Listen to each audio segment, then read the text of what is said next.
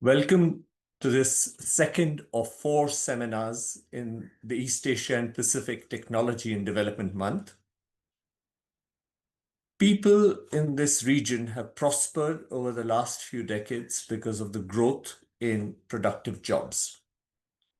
The question we address today, based on a new book, Future Jobs, is: do industrial robots, artificial intelligence, and digital platforms threaten that development model?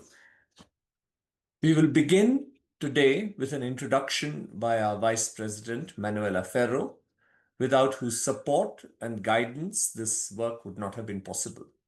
Manuela. Thank you very much, Aditya, and welcome everyone. Let me add my own welcome to Aditya's. This promises to be a very exciting and indeed insightful discussion today around the launch of this new book on future jobs, which is part of a series we have been doing at the World Bank that looks at the interplay between jobs and technology. Following today's launch, we will also have 2 additional book presentations still this month, one on Firm Foundations of Growth on June 25th and on Green Technologies on June 30th. I hope you'll join those as well. So this ends the commercial part of my opening. But let me talk a little bit about jobs and specifically jobs in East Asia and the Pacific. In general, as you know, over the next decade, we will have over 1 billion, around 1.2 billion young people joining the labor force, and they will reach working age. But at the same time, given our current growth path, nearly 300 million of them will remain out of education, will have completed their education, but also without a job. And in many countries in this region, in East Asia and the Pacific, younger workers are already struggling to find jobs. We see pronounced youth unemployment periods in countries like Indonesia, a young country with a large, vibrant young population. We see them in Malaysia, we see it in Mongolia. We're starting to see it in China too. And therefore creating more and better jobs, ideally, will require continued strong economic growth, which we know technology and productivity enhancements is a major driver and really the foundational driver of. Now, there is hope. The rapid advance of new digital technologies, including robots, including artificial intelligence, has the potential for indeed increasing productivity, giving a new push to growth. And I would say countries in this region are already catching up to high-income economies in using technology. And for example, over the last decade alone, China, Vietnam have increased very rapidly the use of robots. By 2022, just 3 years ago, China had already about 12 robots per 1,000 manufacturing workers. Vietnam had 8, compared to an average of 17 in high-income economies. So lower, but getting there. But also increasingly sophisticated automation is also leading to concerns about job displacement. And we are hearing a lot about that, not only on robots, especially on artificial intelligence. So in this book that we're launching today, our research team examines how new technology can replace or augment tasks that are performed by workers. It also looks at the viability of these technologies from an economic point of view, and also their impact on labor markets in East Asia and the Pacific. So the analysis shows, and I don't want to give the full story away, there's a lot more coming in the presentation and of course in the book, but our analysis shows that these new technologies can substitute for labor in a widening range of technologies and activities, and their adoption is currently most economically feasible in higher wage sectors within more developed countries. And I would say that in countries with an aging population, you will see that spread potentially faster than elsewhere. But as labor costs rise and technology becomes cheaper, adoption is indeed likely to spread to lower income countries and a broader range of activities. In lower income economies, robots are economically viable in sectors like rubber and plastics, which use cheaper, more basic robots. In more developed economies, on the other hand, with higher labor costs, this robot adoption extends to sectors such as electronics, automotive, which require more advanced and costly robots. Now, the book presents very interesting evidence that so far the adoption of robots and digital platforms actually helped boost employment in wages in many countries in our region, and that is good news. For example, in Vietnam, the robot adoption led to gains in employment and labor income of about 10 and 5%, respectively. Now, as you know, East Asia is still the manufacturing hub of the world, and this strong manufacturing sector may be part of the reason why productivity gains and scaling effects have largely outweighed the labor displacing effects of automation. However, the benefits of this automation have not been evenly shared. You will see from the book that the benefits are really creating a differential effect across classes of workers. Between 2018 and 2022, industrial robot adoption is estimated to have created around 2 million jobs for skilled former workers, but it also displaced 1.4 million low-skilled formal workers that operate more in routine and manual jobs across 5 ASEAN countries. And the book also suggests that AI is likely to bring both displacement in some areas and augmentation in others. Displacement is already evident in jobs that are based on routine cognitive tasks, not research, like risk assessors and even non-routine ones such as translators. Now, jobs where tasks can be handled by AI, data analysis, but other tasks also require social interaction, creativity, or strategy, and those are likely to be enhanced, complemented by AI, and this includes teachers, radiologists, and managers, but a very, very dynamic area indeed.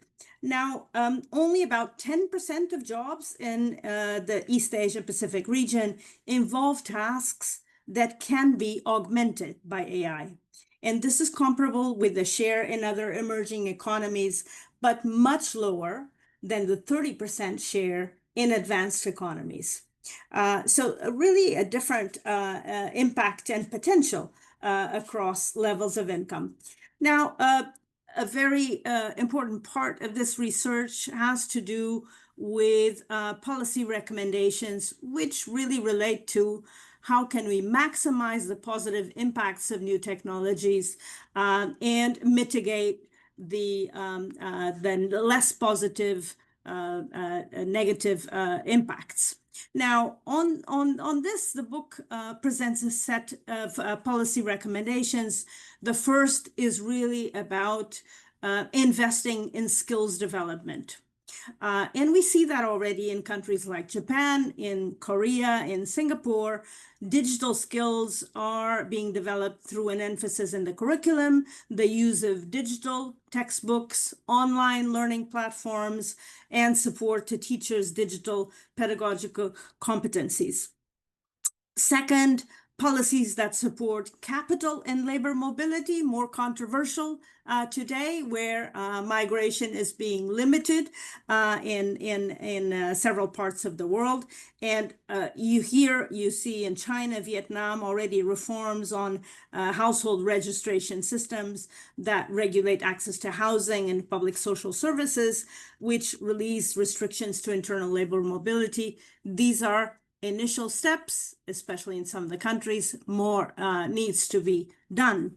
As highlighted also in our recent Services Unbound book, and this is another plug, part of our technology and development series, Vietnam services reforms between 2008 and 2016 improved competition and helped to reallocate resources across firms, which led to improved productivity by 5% in services, 10% in downstream manufacturing services that use these inputs.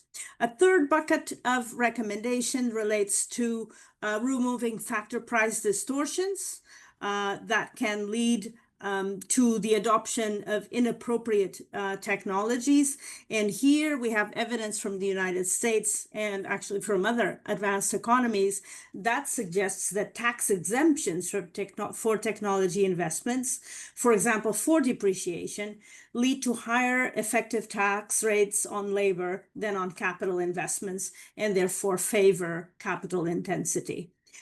This in turn leads to excessive automation and hinders job growth for countries where job creation is a big priority. Obviously, this moves you in the opposite direction.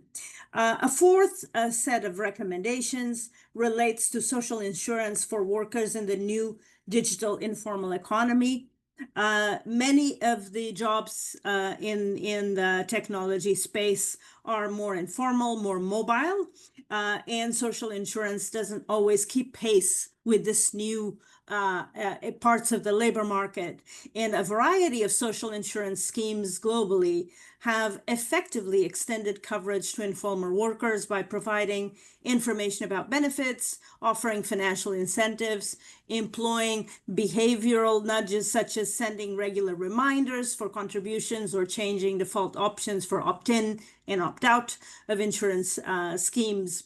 And the World Bank actually has provided support to public initiatives in this area in both Colombia, but also in Malaysia here in the region.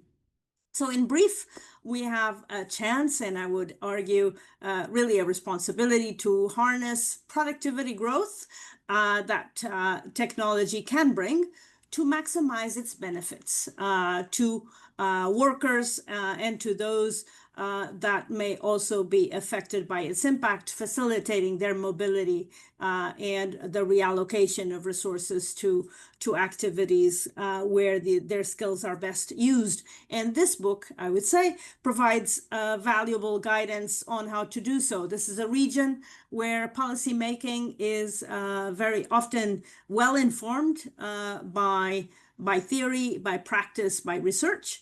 And in that context, I hope it will be of use to both policymakers and more generally researchers and others that are interested in this topic. With this, let me hand it over to Aditya, who has led this team to move forward with the presentation and the discussion with a very distinguished panel we have today. So over to you, Aditya. Thank you very much, Manuela, for this very helpful overview of the book. I will now turn to two of my co-authors, Daisuke Fukuzawa and Omar Arias, to present the key elements of the analysis and the evidence. Daisuke, Omar, over to you. Thank you, Aditya. Good morning, good afternoon, and good evening, everyone. Share. Again, share. And share down. Yeah, there. I am Daisuke. Omar, my colleague who's sitting next to me, and I are delighted to present this new book on future jobs. This is the menu of the presentation today. We first start with a conceptual framework of how we think about this technology and labor market. And we then discuss the actual impacts on jobs. We focus on robots, artificial intelligence, and digital platforms. We lastly conclude with policy recommendations. Let me dig into the conceptual framework. Before we deal with the jobs, it is useful to think about how production is done. This is not just physical production, but it can be services like teaching or consulting. We consider a production a bundle of different tasks, either done by machines or done by humans. What happens to this production when new technologies are introduced? First, it can shift this boundary between machines and humans in a way that machines do more tasks and humans do less. This substitution effect can decrease the labor demand, so-called technological displacement. At the same time, new technologies can create new tasks. For example, computers require maintenance, training, or coding. This is about how production is done. And equally important is that technologies can increase productivity and therefore expand the scale of production. For example, agricultural mechanization in the past has reduced food prices significantly, that increased consumers' demand of products, and that increased the tasks of humans. So the aggregate effect of technology, we need to consider these three different channels to see the changes in the labor demand. Let me look closer into this boundary between machines and humans. Here we introduce this diagram where we map each occupation based on the tasks they perform. The vertical axis measures physical and cognitive space, so whether you use hands or minds in your job. Horizontal axis measures routineness of the tasks. Left-hand side is more routine, and the right-hand side is more non-routine, which includes creative tasks and high dexterity tasks. For example, assembly line workers located around here because their tasks are physical and rather routine. Bank tellers do more cognitive tasks, but their tasks are relatively routine. Financial analysts do more non-routine work. And taxi drivers are an example of non-routine physical jobs. This is about jobs, and we can do the same mapping for different types of technologies based on tasks they do. Robots do physical routine tasks affecting assembly line worker jobs.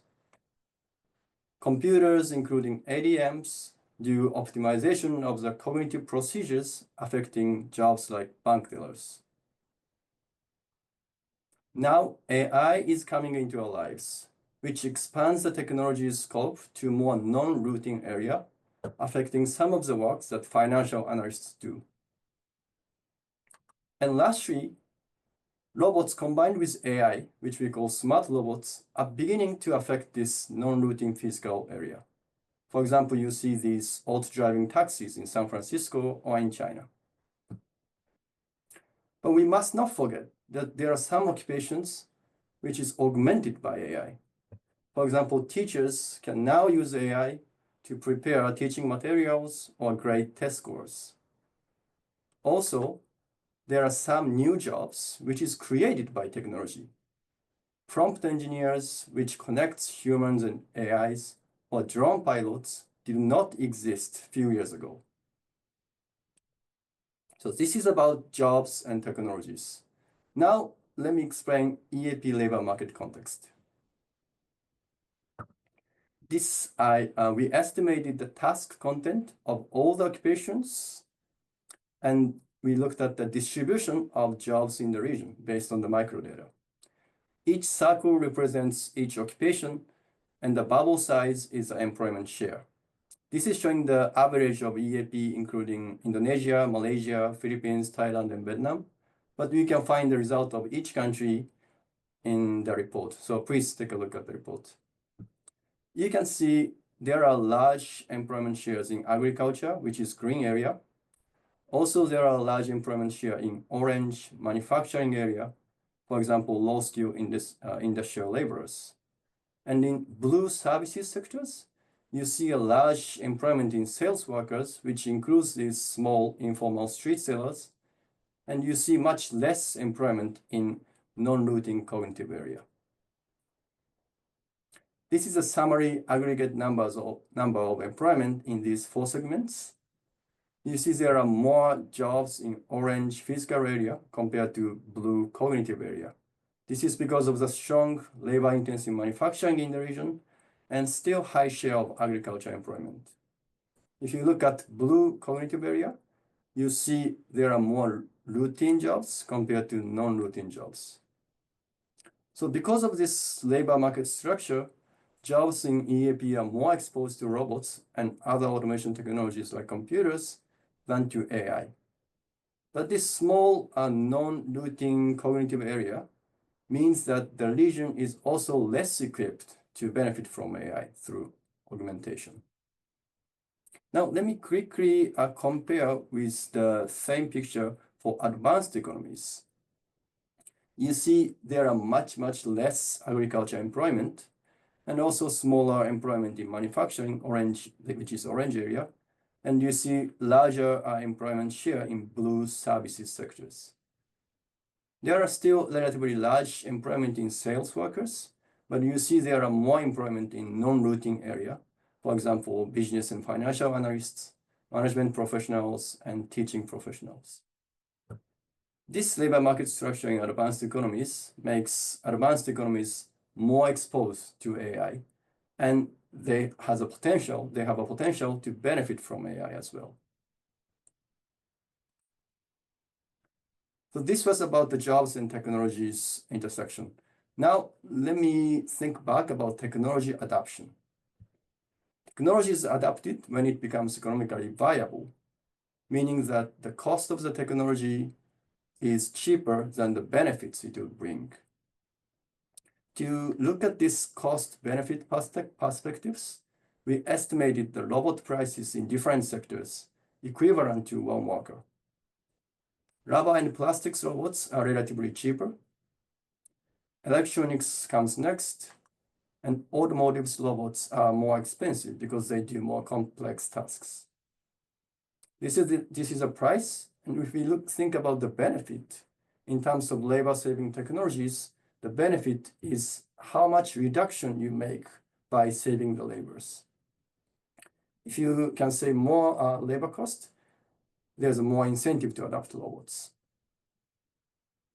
This graph shows average wages in different sectors in different EAP countries as on x-axis, and change in robot adoption on y-axis.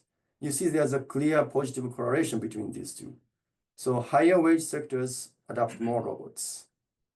And if you look at these 3 sectors which are explained about robot prices, you also see the clear correlation.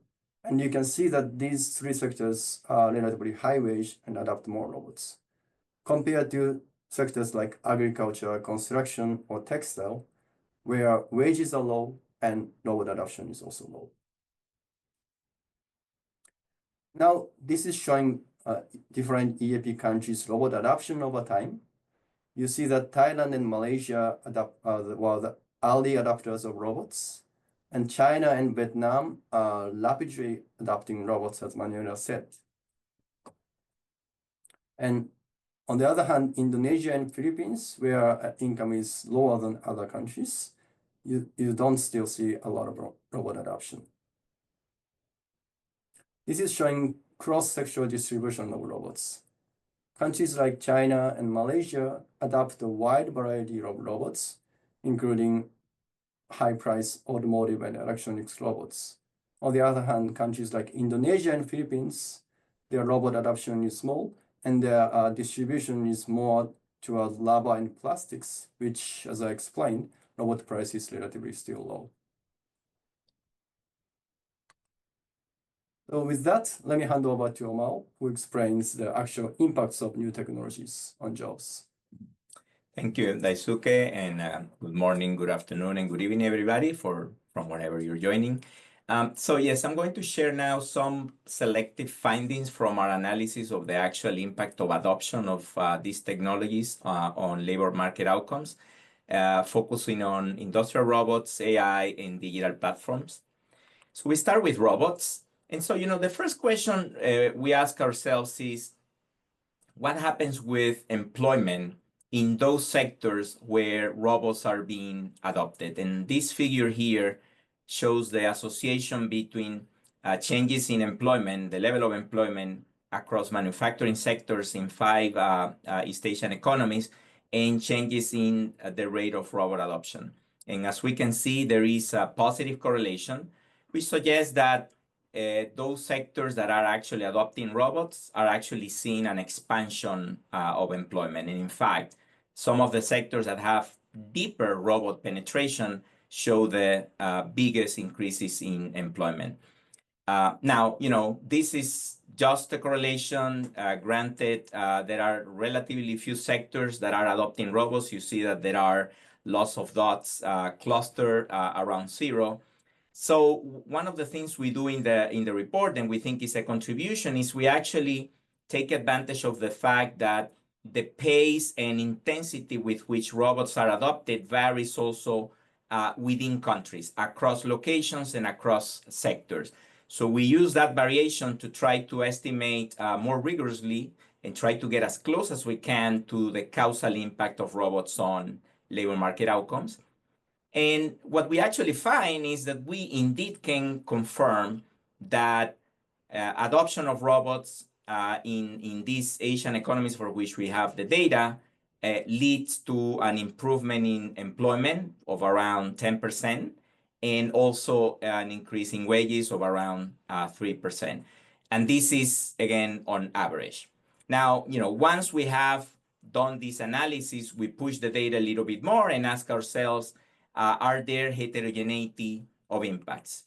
And in fact, and this has already been mentioned in the introduction, the benefits of robot adoption are actually uneven. So first, we do find that according to our estimates, robots led to the creation of around 2 million high-skilled jobs during the period where we focus our analysis. And at the same time, the displacement, or let's say destruction, of around 1.4 million low-skilled jobs. And these are largely low-skilled formal workers that were engaged in manual and routine jobs in manufacturing. Further analysis of the data suggests that many of these workers that were displaced have found refuge in the informal sector, which obviously create issues with insecurity, and these are workers that then therefore don't have access to social benefits. Now, how about AI?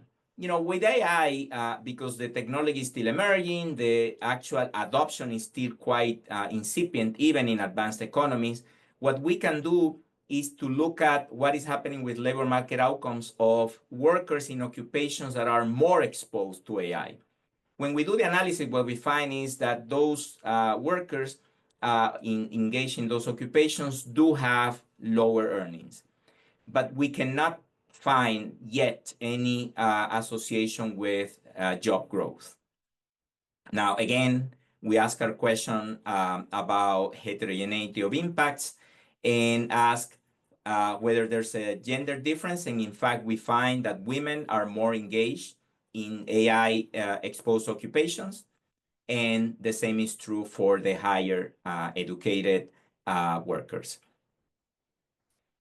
Now, turning to digital platforms, in the report, we do an analysis of several types of platform. Here, I'm going to share the findings. I think one of the most interesting findings, which is a case study for Vietnam. The introduction of ride-sharing platforms actually happen in a scattered way across locations, and we take advantage of that to try to estimate the impact of the introduction of these platforms on motorbike drivers. And this figure here shows that actually led to an improvement in their incomes that is sustained over time. Even after 3 years after the introduction of platforms, these motorbike drivers are doing better. Now, remember, these will be the marginalized. So they had no access to formal ways of aligning their services with the demand, and therefore the introduction of these platforms helped them quite a bit. Now, what happened then with the incumbents, taxi drivers? Well, they also benefited, but the benefits actually dissipated over time. By the third year, they were more or less at the same level of earnings, so they didn't lose out, but they didn't benefit as much as motor drivers. This, I guess, is an example which is in contrast to the impact of robots. Actually, here we're seeing sort of a more inclusive impact of platforms on labor market outcomes. So one of the other, questions we answer or we try to address in the report is sort of what is the integrated impact of these technologies on labor market outcomes. We look at robots, AI, platforms, broader digitalization, but what, at the end of the day, these technologies are being adopted across all sectors at the same time. And their impacts in some cases go in the same direction. In some cases, they don't go in the same direction. So the first thing, and let me just focus here again on robots and AI because of time. Let me just give you a little bit of a recap of the findings for these two types of technologies. When it comes to employment, as already said, robots boost employment. We don't find yet any association of AI exposure with job growth. For wages, robots again improve wages, and AI exposure is associated with lower earnings. When we look at the differences across groups, types of jobs, it is those that are routine and physical jobs that are at higher risk of displacement by robots. On the other hand, when it comes to AI, it is the routine and cognitive jobs that are more exposed. Age, the younger workers tend to benefit from robots, and they actually tend to be more exposed to AI. Both men and women benefit from robots. Women tend to be more exposed, engaged in more occupations that are more exposed to AI. And then, as already said, the higher educated benefit from robot adoption, and they tend to be more exposed when it comes to AI. So then we turn into the question of, what can be the impact of adoption of all these technologies on the structure of employment overall? So the economy-wide effects. And we start with a very simple stylized fact, which is very well known, that as economies grow richer, two things happen. The share of employment in agriculture falls very drastically, and then the share of employment in manufacturing first rise, and then services. And we see this for a global sample of countries, it's very clear. But one distinctive stylized fact is that the share of industrial employment starts to, at some point, to fall as economies grow richer. When we look at East Asia, we actually see that the trend is similar for the share of employment in agriculture and services, but the region defies the trend of a shrinking share of manufacturing. Even as economies have continued to develop and grow richer, the share of manufacturing employment has continued to rise. And so we ask the question, what's behind this? Are robots not helping or not? And looking at this figure here, we plot the changes and the evolution of the share of manufacturing employment, again, against a measure of robot penetration. We see that the fit for the region is rising, contrary to, for example, what is happening with other emerging economies, which is showing a decline. This is a phenomenon called premature deindustrialization. Also at the global level, as I said, there is a decline, and it's clear that countries like Vietnam, China, Thailand, maybe the only exception is Malaysia, are still seeing a rising share of manufacturing employment. We reflect in the report that we think this is due to the comparative advantage of countries in the region in trading manufacturing. So the question is, for looking forward, what is going to happen with AI and broader digitalization, the impact that it will have on services to make them more tradable. So the region will have to try to build a comparative advantage on services, just the same way it has done that for manufacturing. So then turning to policy, what can countries do to try to harness the benefits of these technologies and minimize the negative impacts?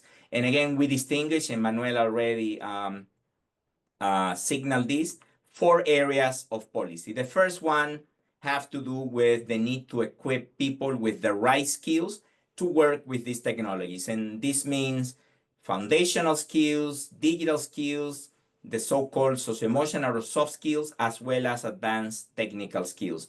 So thinking about what does it mean to be a well-educated person in an area of rapid technological change, you really need to have a basket of these skills.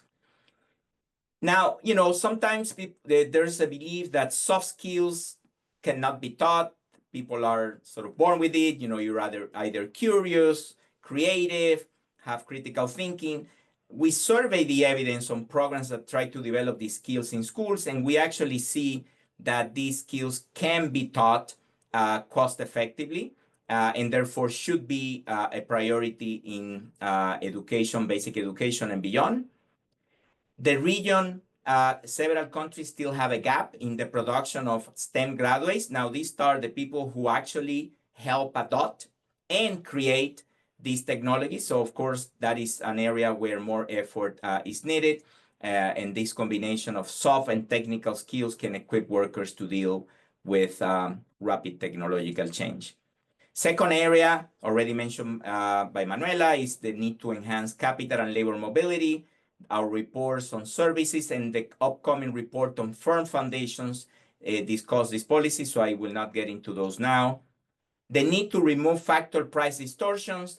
Manuela already mentioned this. In countries where capital is favored relatively to labor, either because the marginal tax rate is lower or because there are provisions in depreciation, allowances that actually subsidize the adoption of automation technologies, we see sort of excess automation. So more automation than is optimal, at least if, employment is one of the social objectives. So that needs to be avoided. And then finally, the need to expand social protection for the new informal. Again, there are several examples we reference in the book. Just to say that this does not need to be provided necessarily by the public sector.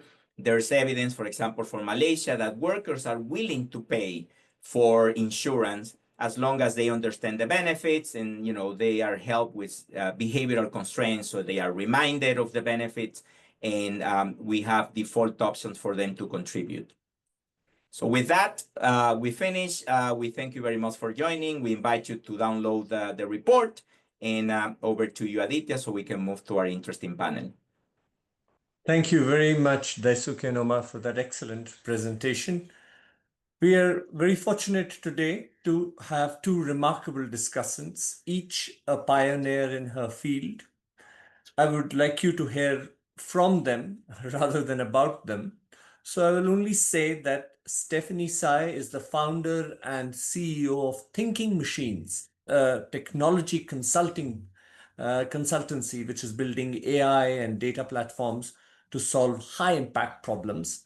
And Stephanie's work has been recognized by Forbes Asia 30 Under 30 for the 2018 Enterprise Technology and Asia 21 Young Leaders in 2019.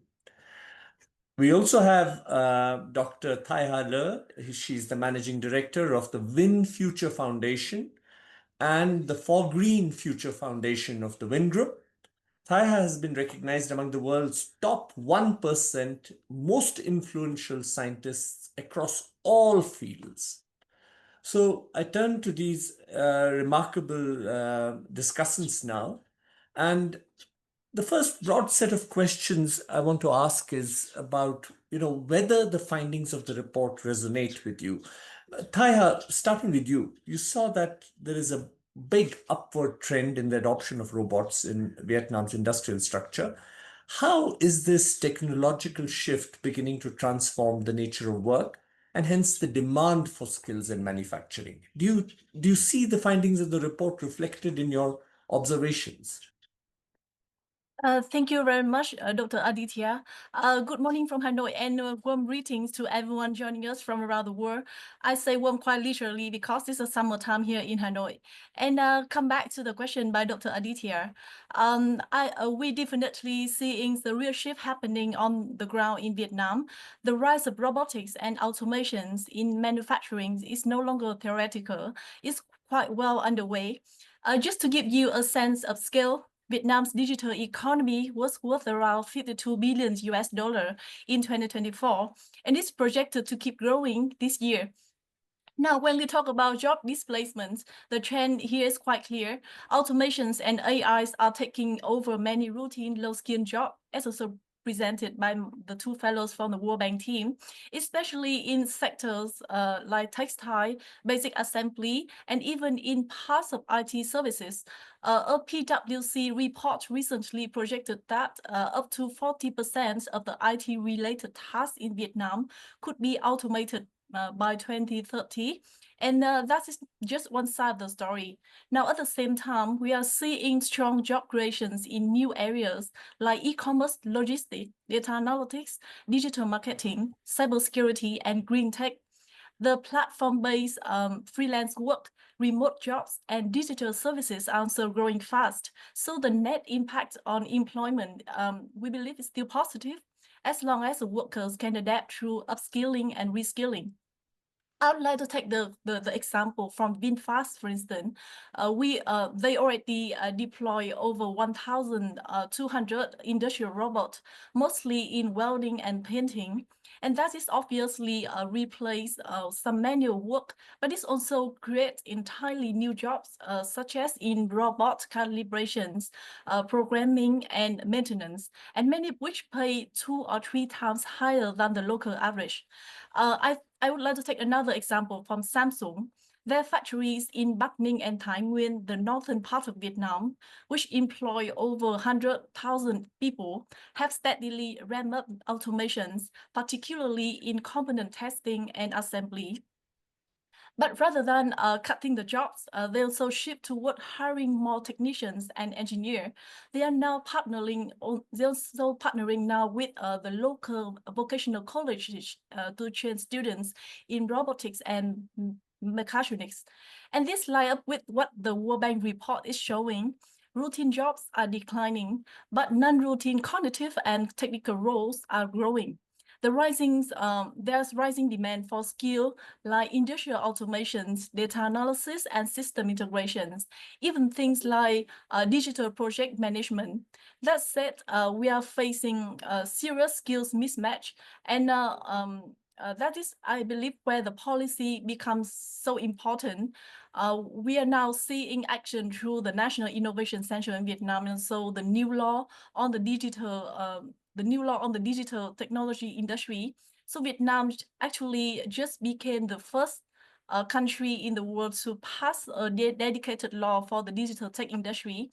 And it just was approved a few days ago on 14 June and expect to take effect next year. And this law is expected to include support for retraining, R&D, and scaling up innovation ecosystem in the country. So yes, I think the report really reflects what's seeing in Vietnam right now, and it also reinforces the urgency to modernize the educations, invest in digital infrastructure, and build inclusive pathway for workers to adapt and thrive in new phases of industrial transformation. Thank you. Thank you, Taha, for those fascinating examples, and it's reassuring that the report is consistent with what you see. I want to talk more about education and training, but before that, I would like to ask Stephanie, in the Philippines, artificial intelligence is increasingly being integrated into the service sector. Now, what trends do you see in AI utilization, and how are these impacting employment? For example, in this really dynamic area like business process outsourcing. And more generally, do you see job creation, displacement, or a combination of both? Absolutely. So the Philippines is one of Vietnam's biggest competitors, or maybe we're in the terms of outsourcing technical talent for software development and other skills. So it's really interesting to hear Taha's response to that. What I've been seeing is much more, I would say, because I work in the field of practical deployment of AI technologies and helping companies think about what to buy, what to adapt, what to adopt, and how to change the skills of the existing team. What I've been seeing in terms of trends with my customers, including some very big banks in the Philippines, some BPO sector clients, actually aligns quite well with the report. A few things I want to point out, which is one, the cost of adopting this technology has dropped dramatically over the last 5 years. So 5 years ago, if I were to want to build a natural language processing model that does something like look at your comments on Facebook, classify the sentiment of those comments, and be able to build a brand report around that, you might be looking at something like $500,000 to build like a fully fledged moderation plus classifying engine that operates well on the Philippine languages because we have a diversity of languages. Today, something like that would cost more like $50,000 to buy and adopt ChatGPT Enterprise and to build custom workflows on top of it. So when you have much cheaper large language models, we're seeing that a lot of tasks, and in particular, I want to point out language-related tasks, translation, copywriting, sentiment classification. Those are all now almost fully shifted towards having AI models run it. The question is, what is a job? If you're thinking about a job as a bucket of tasks, the question is, are companies trying to shift towards turning jobs into more linear tasks that can be fully automated, or are employees and companies reimagining jobs as broader buckets of tasks with a lot more creative thinking, emotional skill sets, thinking about orchestrating both human colleagues and AI colleagues? By the way, I thought that was a very, very intelligent, very well made point in the report.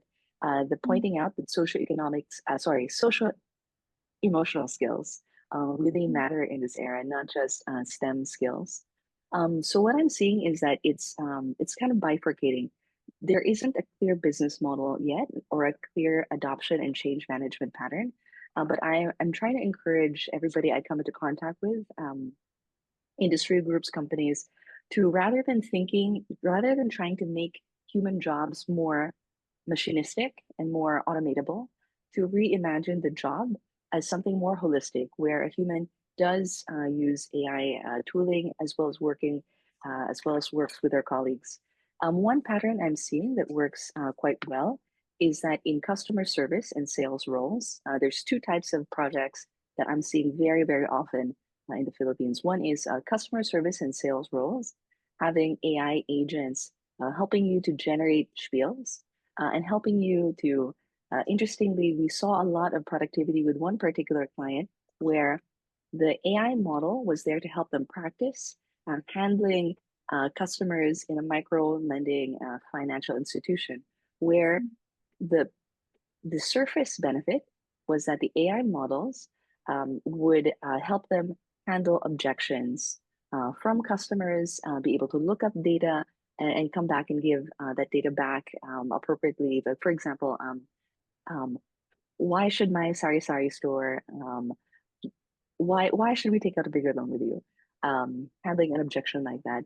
But when we interviewed the salespeople and the bank branch officers or the loan officers about what the true benefits of this software were for them, what they said is this software helped them handle the emotions of the job. It helped them handle how depressing it is to have people like constantly hang up on them. It helped them practice in scenarios where people would throw very emotionally charged responses back to them, like "I'm not ready to pay this back." Some flavor of some flavor of like anger, disappointment, sadness, stress. So I thought that was very interesting that to see this very consistent pattern of people's overall performance being improved because the AI gave them emotional support to help them handle some of the more stressful elements of the job. And that's a pattern I'm seeing in all of these highly charged customer interactions, where rather than the AI going directly to the customer, it's still mediated by a human in the middle. But what happens is that the AI supports the human bank branch officer or loan officer in handling the human at the other end of it, which tells me that one thing that I'd like to see measured, even though it's quite difficult, is the value of trust. So I had one case where we had a deployment of a sales relationship manager tool, where we had a pilot test group where rather than the AI models talking directly to the end users, the AI model was used by the relationship manager, and then the relationship manager would take that message, the spiel generated by the AI model, and edit it and send it to the human. And what we saw was something like 20% of relationship managers weren't doing any editing. They were straight up copy pasting and sending. And then one thing that happened there that I thought was quite interesting is that 20% of these people were just straight up copy pasting what the AI model was saying, recommending as a spiel, sending it. Their overall conversion rate stayed the same, or in some cases improved. And so your first thought is, right, oh, great, we don't need these people. We can have the AI model talk directly to the humans. But when we tried that with a very small test group, what we saw was that the humans at the other end, the customers, they hated that. Just the perception that they were talking to a human being gave them a lot more confidence and trust in the core institution. And this is a pattern we saw again when we tried to implement a executive coaching AI bot for a company that has there's this business model where you'd have a very expensive executive coach or management coach talking to you as a manager for an hour, and they charge quite a lot of money for this, and they don't know your business, but they can help you navigate challenges, management challenges, your own blind spots, helping improve. So we built a AI bot that mimicked the workflow of these executive coaches, got a very, very good score in terms of quality of response. The senior coaches at this organization rated it at a 4.5 over 5. It was capable of quite insightful responses. But when we put it in front of real human beings, there's a bit of an allergic reaction. People would typically find it irritating to be asked more than 3 questions in a row by the AI bot, even though when they're talking to their real coach, the real human could ask them 5, 6, 7 questions in a row, and the humans wouldn't say anything about it and be quite happy to have that interaction. So these are small anecdotes, but I think it's really pointing towards something about the nature of human trust and how you could build a job around relationship and trust, human to human relationship and trust, and AI supporting it. That's the first category of job that I really see changing with AI adoption today, like this year. The second category is report creation and research. So what I find interesting in the world of report creation and research is that you would think that the cognitive load for researchers is very high and that AI models can't actually mimic it. But in practice, what I'm seeing, and maybe some other people on this panel used it to prepare for this panel, but what in practice I'm seeing is that deep research is a wonderful tool. Perplexity's deep research tool, ChatGPT's deep research tool. And what these tools do is they have a much better memory than humans, and they're able to pick up relevant documents much faster. And where I'm seeing them being adopted by our clients is report creation tools really built as augmentative tools for senior consultants, senior analysts, and researchers. The dynamic I see there is that when you're a junior associate, a junior analyst, a junior, you're just starting your PhD program, you typically need a lot of guidance and direction to proceed. But the trade-off is that your senior consultant, your senior researcher will send off a junior to do 5 days of research on something. You write a first draft, you come back, you get your edits. That whole workflow is totally replaced by a agent research tool. I'm going to point out 2 common software as a service ones. ChatGPT's deep research function and Perplexity's deep research function are the 2 most common SaaS ones I see. And you can actually do much smarter private implementations of this technology. Same logic, you have a reasoning model that accesses data sets, both public and private, and you train the reasoning model on the logic of how you would do, for example, in my field, I do a lot of digital transformation analyses and consulting reports for how you would buy and adopt digital and data and AI tools. So this particular job is the second category where I see a lot of very dramatic change and adoption happening this year in the Philippines. And my kind of like call out there that I'm a bit more stressed about this job actually, because for the customer service and sales jobs and the executive coaching jobs, I see a clear path where human trust is at a premium and those social emotional skills are at a premium. But for the second category of job, if the productivity gain comes from not needing as many junior colleagues anymore, then I question what our learning and training path is going to be to develop senior colleagues in the next 5 to 10 years. The very last thing I'll note is that this is still absolutely in flux. In the Philippines, we don't just have the BPO sector. We have about 1.5 million jobs in the BPO sector, and the target net inflow is we think we're going to have a net inflow of jobs. I've seen a couple of pretty consistent trends where we're still picking up quite a lot of jobs in data labeling, quite a lot of jobs in new AI skill sets. But the second category of job to think about is the freelancer economy. The Philippines has a bit of a shadow economy where we have some numbers say 1.5 million. I would actually argue that's probably an undercount because this is an informal, quite often people aren't paid through formal mechanisms. I think this might actually be 2.5 million jobs or more, people working as gig freelancers. And for these people, you can already see on Upwork that translator jobs, the pay is down 20%, but for copywriting jobs, the pay is down 5-10%, but there's more and more marketing jobs. There's more and more people who copywriting is now part of a bigger marketing portfolio. And these jobs, you can see that the pay has been steadily increasing and the number of Filipinos on these platforms has gone up. So I actually think that everybody's moving away from being paid per hour to being paid per output. And under your output is now 2 or 3 times higher with AI. There's actually a lot of room for the freelancer sector in the Philippines to really grow quite dramatically. All right, that's all I have. Thank you so much. Definitely. Thank you for that remarkably detailed and very rich examples. It's helping me to understand. We should have talked to you more before we wrote the report. But I'm glad that our audience has access to both of you. Let me turn to a question that both of you have broached, which is really about education and training. And Vietnam and Philippines have contrasting challenges. But Taiha, first, Vietnam has a remarkable school system, but the tertiary or university system is much weaker. So how does that affect your ability to recruit people who can successfully work with these new technologies? And what do you think needs to be done to improve education and training? I should say one more thing before you respond, that we have a parallel universe where the other author of this report, Zungle, is answering questions in real time. I wish we had more time to also synthesize the questions that are being asked online, but I'm trying to pose questions which broadly reflect what our viewers are interested in. So over to you, Tyler. Vietnamese education.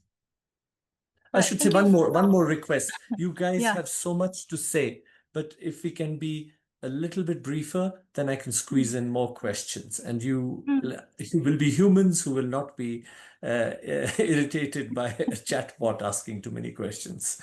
Go on. Yeah, thank you. Thank you for the question and also the reminder. Yes, Vietnam has long been recognized for its strong basic education system, especially in math and science. We often performing even better than many high-income countries, and that's a real national strength. But when it comes to higher educations, we are still not fully keeping up with the demands of the digital and the green economy. According to the Ministry of Education and Training, only around 30% of university students are in STEM fields. And even in those fields, most of the programs are still quite theoretical and not yet aligned with the fast-changing areas like AI, data science, or automations. And fewer than 20% of students receive any kind of training in technologies like robotics or IoT. So the gap between here becomes even more evident when we look at the workforce. A recent survey by the Vietnam General Statistics Office showed that only 27% of manufacturing workers had the formal training relevant to the industry 4.0 technologies. So the skill mismatch is very real in our country, and it limits both productivity and innovation. That said, our country is starting to take actions. One example here is a curriculum reform. For instance, through the program like Samsung Innovation Campus by Samsung in 2024-2025, more than 6,000 young people are expected to receive trainings in areas like AI, IoT, big data, and coding. And what also important is that the program also include the training for teachers developed with top universities, so the knowledge actually makes into the classroom. And we're also seeing better linkage between industry and university. For instance, NVIDIA also launched a major AI R&D center in Ho Chi Minh City just in late 2024. And this aimed to train, thousands of AI professionals and support applied research in smart health, agriculture, and urban system. And these are the great signs, I believe, but so far they're still isolated effort. And Vietnam needs a more consistent and national approach to integrating industry partnership and internship into university programs. And another issue, I think lifelong learning is also a big area that needs attention. Because there is a statistic showing that as of mid-2024, only 28% of workers in Vietnam held any kind of formal certificate or degree, and that means over 70% still lack of recognized qualification. So turn back to your last question, what we can do for that situation. I think we need to scale short modular training programs, for instance, say 3 to 6 months in the fields like green energy, automations, AI, so on and so forth. And that could happen through the cost-sharing models involving the government, companies, and learners. And we also need to strengthen systems that recognize prior learning, so experience, but uncertified workers like machine operators or technicians can get the formal credentials and advance in their careers. Yeah, so overall, I think Vietnam has a strong foundations in talent, but we need to really take advantage of the opportunities from technology and innovation so that we can more modernize our higher educations and vocational training system. Yeah. Thank you very much, Taiha. This is all positive developments. Stephanie, a contrasting challenge. The Philippines has a comparative and absolute advantage in emotional and empathetic skills, but basic foundational reading and numeracy is weak. There are World Bank surveys show that 9 out of 10 children at the age of 10 cannot read and understand and respond to questions about an age-appropriate text. So how does this educational gap affect the country's capacity to prepare its workforce for the opportunities in the AI sector? For me, that's absolutely critical. No amount of postgraduate training can make up for basic literacy and numeracy issues at the elementary school level. I think that this has been quite worrying to me because the foundational mathematics skills of Philippine students have actually been trending downwards over the last 15 years. One of the reasons why the BPO sector is very large in the Philippines is because we are practically native English speakers, and you didn't need more than basic literacy to take on a lot of these tier 1 phone calling jobs.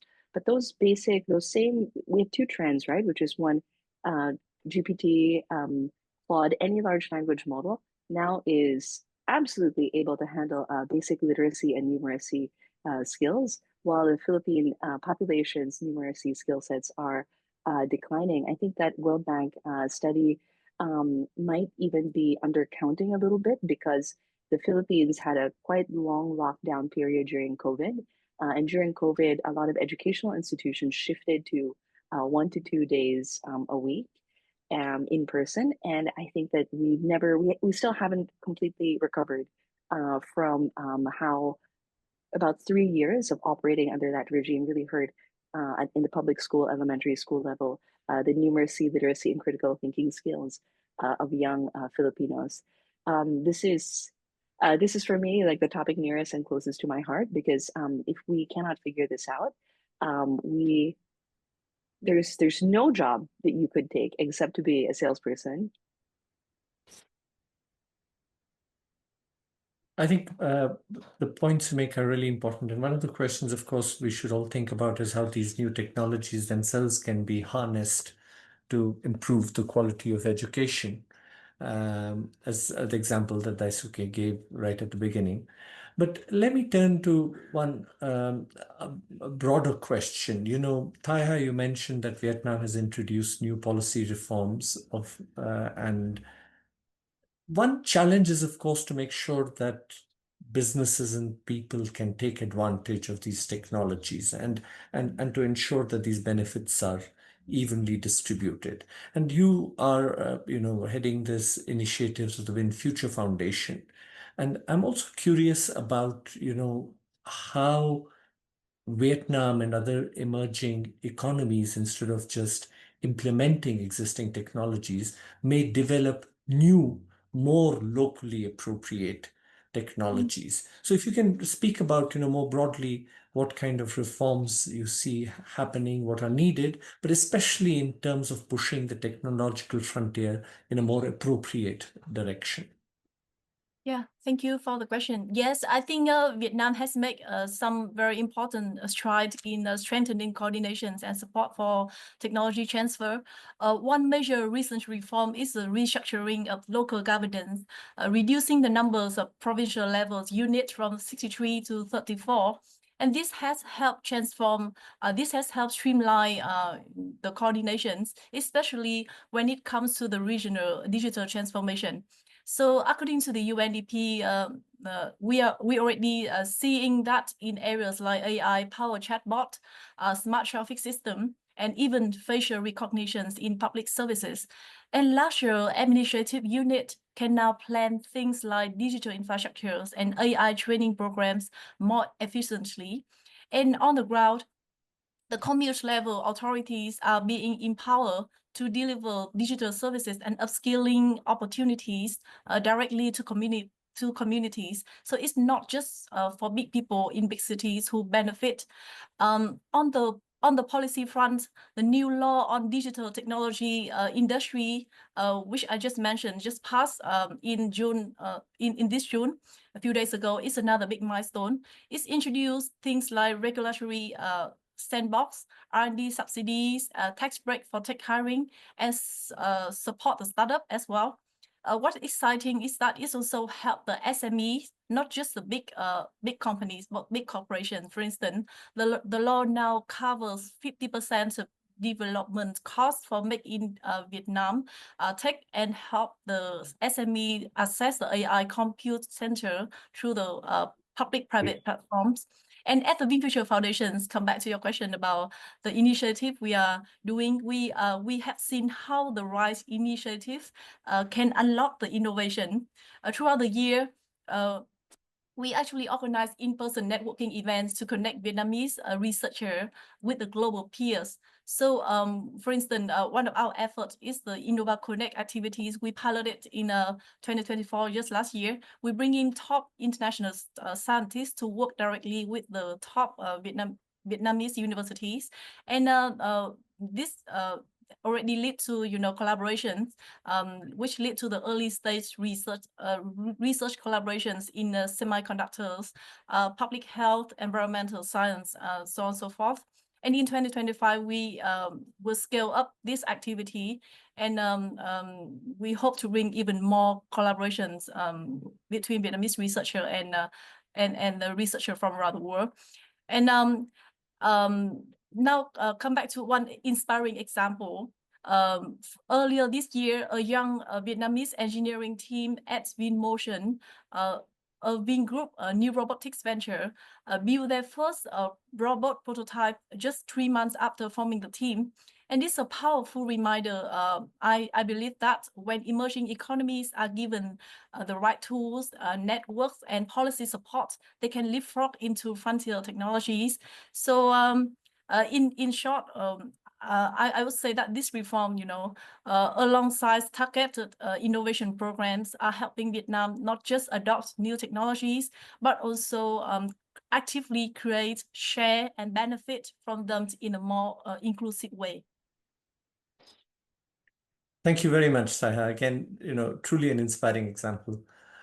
Stephanie, if I can turn this last question to you, technology moves fast, policy moves slowly, but where do you see in the Philippines the need for policy to evolve? Perhaps some places policy is an impediment to technology adoption and development. Some places you need reform to support for businesses, for people, to spread the benefits of new technologies. And also, if I can ask this question of, is there possibility to direct technological change in a way that you suggested earlier that complements people, that empowers workers rather than threatens to replace them? Absolutely. I think that the Philippines has a bit of a mixed track record with policy. Let me give one example. We only passed a policy that allows government to procure cloud technologies this year, 2025. So for the last 10, 15 years, I've been part of a grants awarding committee at the Department of Science and Technology. I've had professors ask for 2 million pesos or 10 million pesos for a data center or to buy a GPU to build a machine learning model, where I'm just like holding my head and thinking, my goodness, like it's would be much cheaper and much faster to just turn on Amazon Web Services for this. So we are a bit slow, I think, in some of these elements. I really think that it's about not mandating the direction innovation has to take, but creating policy to create an ecosystem in which dynamic people can thrive and organizations, because there's a bit of a range in people's willingness to try and adopt new technology. And from the government, from my perspective of the government's role, don't get in the way of people trying new things and organizations trying, and support the ones who are maybe lagging behind a little bit by providing guidance, best practices, resources, support. I think for the Philippines, because we are in some ways freelancer nation, BPO nation, any policies does not necessarily need to be technology specific policy, but policies that support the freelancer economy by making taxation much clearer and cleaner on that side, like the digital services tax, filing your, filing proper taxes and being able to claim your expenses properly for freelancers, and being able to claim ChatGPT as an expense for freelancers. Things like that that seem a bit more basic, I think will do a lot to enable the ecosystem without forcing people to committing to a very specific innovation track. Because on the innovation element of it, even in education, I still don't fully buy into there's no like clear best practice. Let me point at one example. I've heard a lot of buzz on people using AI to learn and AI tools helping students learn faster. One thing I really want to be cautious about is that the way AI models are built today is they are built to maximize engagement. And so their behavior is very sycophantic. They're ass kissers. I would like you to try this yourself. Come up with a business plan or come up with an idea and ask ChatGPT or ask Claude, what do you think of this idea? It's going to tell you brilliant idea, or at worst, it's going to say, well, this idea could use some improvements, but overall, it's an incredibly strong idea. So I threw in like 15 terrible ideas into ChatGPT and told it, what do you think of me? What do you think of my ideas? And it said, you're a genius. You're brilliant. You're so great. Why did it say that? Those ideas were terrible. It said that because it's not motivated by truthfulness. It's motivated by getting me to talk to it more and like it more.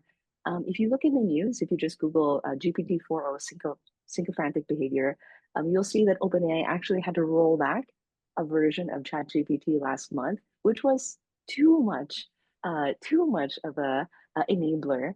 And so what happens when students have access to a teacher who just fully enables them and fully validates them without challenging them? I don't think that's good education. So I think that it is possible to use AI tools to educate yourself, but counterintuitively, I would say the key skill to use these tools properly is a sense of self-awareness and humility at this point. That's maybe not something I'd be willing to have enshrined into policy just quite yet. Thank you very much, Stephanie. Thank you, Taiha. This has been a brilliant discussion. I was fully my expectations that you would say insightful things, and it's been a great discussion. I don't want to be too much of an enabler. I would rather be critical also, but there's very little to criticize. You're brilliant, and thank you so much. Thank you, Daisuke and Omar, and thank you, Zhongle, for all your contributions to this report. I would also thank Manuela for her excellent overview, to Brad for managing this, and for Maria Laura for being the chief organizer of this event.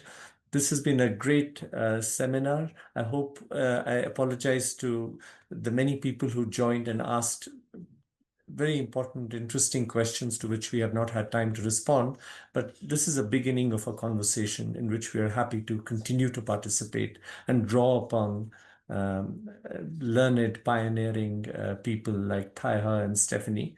Thank you very much. And we look forward to our next seminar, which is on the firm foundations of growth. I hope many of you will come back, and I look forward to a continued dialogue on these questions. Thank you very much.